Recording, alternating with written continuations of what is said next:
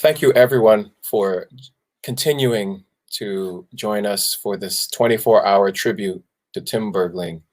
Our friend Avicii was one of the world's greatest producers and DJs. He touched so many lives. I want to spend the next few minutes speaking with someone who was there from the very beginning and saw the growth and development of Avicii and Tim Bergling. This is his father, Klas Bergling. Hello, Klas. Hi, Aloe.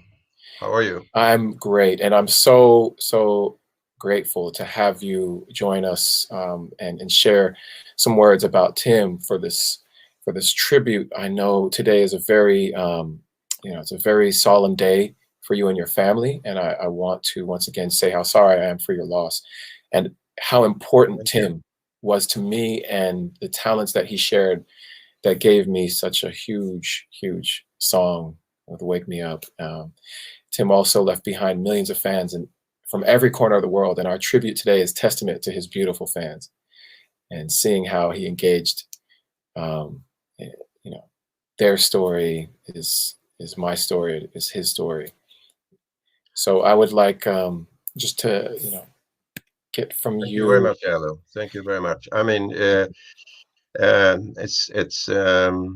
it's been a hard day for very many people, but you're very right about the fans. I mean, the fans all over the world that has shown from the day that Tim passed away, they have been so loving and supportive. It's unbelievable. We couldn't really understand the magnitude of their, and we also understand their feelings. I mean, we have seen a lot, um, I must say, on the graveyard. So many nice cards, stones with initials. It's letters, everything. Also today. So, I mean, they mean a lot. They meant a lot for Tim. They mean a lot for us, all of us now. You Yeah, and the rest of us, really much. So, oh, absolutely. yeah. I mean, I would like to know from you. You know, what was Tim like as a young child? Did he show musical interest at a young age, or was it later on in teenage years? No, he did actually, and I think I said it before. He liked to sing, but he was not the best singer. he, he liked to sing the Swedish national hymn, very loud, and he really filled the lungs, and Hmm. it wasn't really, on the right tune, but it Right. was so nice. And no, so he showed interest, but not as much as in the teenage when he really started, doing music. Right. But but that's like he liked music, Where yeah.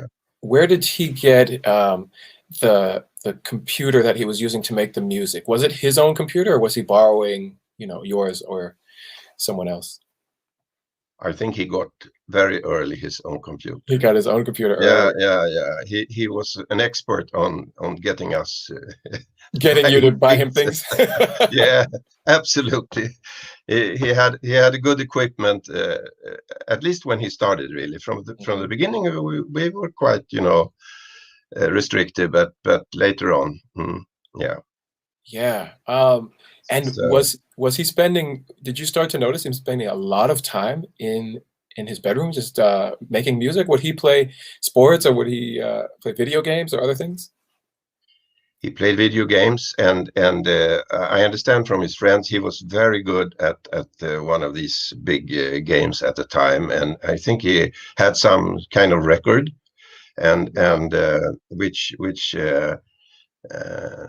when we told him, you have to go to bed now because you have school tomorrow, and there was a small discussion always, and then he went to bed and turned off the light, and And when I came up, let's say an hour later, or 2 hours later, or whatever, I went into a kitchen. I saw the small light under his door, and when he heard me coming, it was he turned off the light. So he had a technique to. Of course, I laugh now, but I mean, it's not really the best that you play games in the night. No, that's nothing to recommend, but that's the way life is. Yeah, I mean, every kid is doing some sort of rebellious act, and you know, he Yeah, was good at it, and he wanted to you continue. tell me. I mean, I have my stories too, but Yeah, so let's see. In terms of the music, was Tim's music in the beginning, was it foreign to you? What kind of music did you listen to in the it was home? foreign. It was absolutely foreign. I mean, I used to play the trumpet when I was young. Then I Oh, me started too. play. Yeah, you did? Yeah, yeah, yeah. Trumpet was my Ah, first instrument. good. Yeah, we had a school orchestra, when I was a kid, and we marched from the school to the church, Yeah, and we had white pants, white shirt, and we took it very seriously, and we played marches. So, and then I used to start playing Dixieland, and I was a fan of Eddie Condon, which was a yes, famous, yeah. So then Ray Charles meant a lot to me. Fats Domino, Ray Charles, all these guys. But Ray Charles was really my big idol for as long as he was alive. I mean, he was such a brilliant guy. absolutely. Would you play this kind of music in the home? A lot, a lot. Hmm. Yeah, I always been a fan of blues. I mean, a little bit, uh, the modern blues, or yeah, I liked it a lot, and I played a lot. Right. And And so the music that I ended up doing with Tim, um, he the first song that we recorded was a song called Black and Blue, which is yeah, I basically know like it. a blues song. Yeah, And I think there's definitely some of that inspiration uh, coming from you, and even his choice of Etta James, who was a phenomenal soul singer, blues singer for absolutely. Levels, right? Absolutely. She was fantastic. I mean, so many nice songs, and the voice. Brilliant. Absolutely. Hmm. Yeah. Yeah, It's Black and Blue. I remember. I remember it well. that we never released the song, but a lot of fans still know about it and hear it because it was live at the Ultra Music Festival in 2013 in Miami. So they were able to see it and then grab the audio, so people are familiar with the song. Um, we we did Great. in December. You and the family and the record label helped to put together an amazing tribute in Stockholm. That was truly phenomenal. It was an event with the fellow collaborators and the friends and producers that worked with Tim in Sweden, and it broke records at the Friends Arena in Stockholm. Yeah. I mean, I must say it's all you and the rest of the gang artists. You made such a wonderful night, and I'm sure you also felt. I mean, the music, the performance from all of you, backed up with this big orchestra, first time live music, which it really worked. I mean, it was a long night. You had these DJs, fantastic DJs that started up, sort of, you know, started up In the the traditional show. sense, yeah.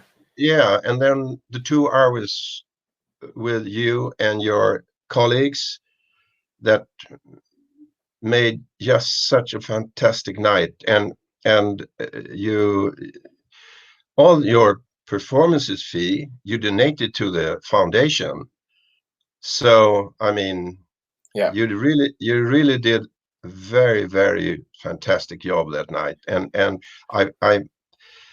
I don't think I ever heard so many people saying it was so much love and friendship and compassion in this big audience. I mean, it was over 50,000 people, Yeah. and I heard stories, you know, when they went back from this arena, all these people went on trains, etc. Mm. And normally after a big show, there used to be fights and things like that. People was so friendly, and they made space for everyone to come on board on the train and things like that. So That's thank you amazing. very much, Yeah, all of it you. was.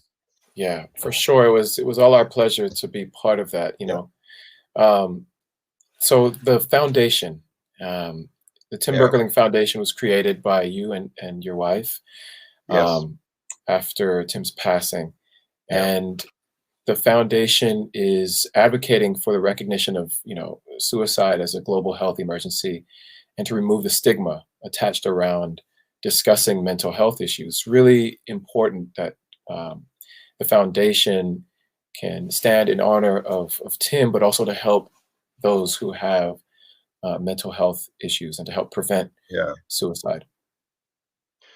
Yeah, it's we are focusing. I mean, it's a new foundation, so I mean, it's new for us. So we are Hmm. really, you know, doing a lot now to start activities up, and uh, we realized that in Sweden, for example, there is no 24/7 helpline Wow, for really? now. Okay. So what we do now is supporting two organizations and to start up that kind of helpline, and we hope that it will be, you know, ready to go in May, the first one, and uh, then we are, you know, doing other activities for Yeah. young people, focusing on the school, for example. Um, we know that you have to come in early. That's the problem. Maybe it's the problem in US too. I mean, you have to identify the kids that has some, you know, anxiety or whatever. It don't need to be dramatic. I mean, but if you don't get help, if you don't get anybody to talk to, things Hmm. can get worse, and you keep it for yourself. So I mean, uh, we really try to find ways to come in early and do our share of the job as much as we can. You understand that? I mean, it's a huge thing. So I know, I know. we are we are a small player here, but we do what we can. And we applaud you for that, and we think it's, I think it's one of the best ways to honor Tim's memory is to work towards making his life mean something beyond just the music, but to help other people who are suffering in this way. Um, Absolutely, uh, s- absolutely. so the And music. I must add that Mhm. music is a well-known therapy. So I think Absolutely. that music is the way to, you know, really solve problems all over the world. I Yeah. mean, Music brings a lot of people together. It's a great it, universal language connecting folks. And like you said, it's yeah, therapy for a lot of people. There are, absolutely. scientific studies and applications now using Yeah, music as therapy. yeah, Yeah. Well, speaking of the music, there's so much music that Tim made that was never released. I know the fans are always asking and very eager to hear. And I'm sure that you guys have ideas and thoughts about what to do or what not to do. I feel it's very complicated to release music that Tim made if he's not here to finish it, because yeah. it won't necessarily be Tim. And if he No, didn't release it when he was alive, then that means maybe it's not finished, and no artist really wants to release unfinished music. But can you speak to a little bit of how the decisions came around releasing the Tim album? yeah, it was we took the decision directly because we knew from the messages and contacts with Tim that he wanted to release the music, and we decided not to lock in his music. I mean, we also been very transparent with the process. So, I mean, what we said was we should stick so close as possible to Tim. Yeah. as we can, and I think that's what we did, and